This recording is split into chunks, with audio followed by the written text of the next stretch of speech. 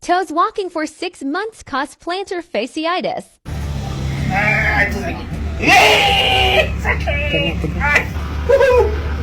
Okay guys, share guys apa yang ada masalah tumit ah. Ni awak tak tumit. Ha. Dia nak nangis ke?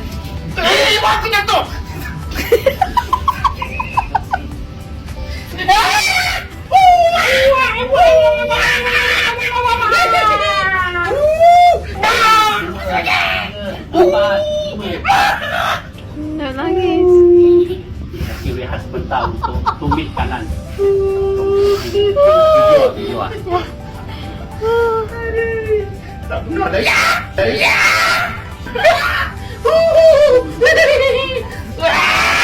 Aku dah sakit mak.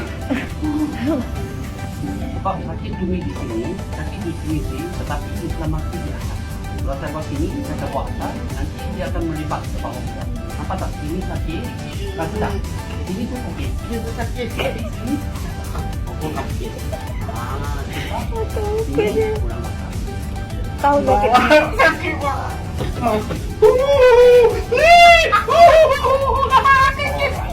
Masak.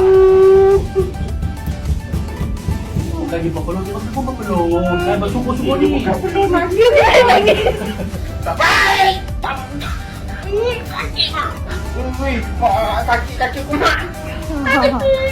Adik, tolong. Ui, ya Allah, sakit. Memang sakit. Ya Allah, selu-selu aku jatuh. Ai. Sakit mak.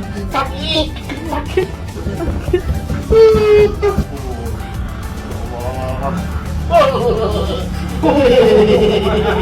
Kalau tumit boleh tengok ni.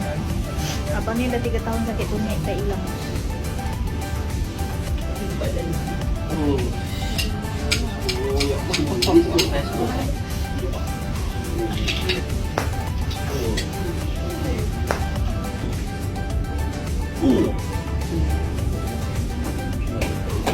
Wah.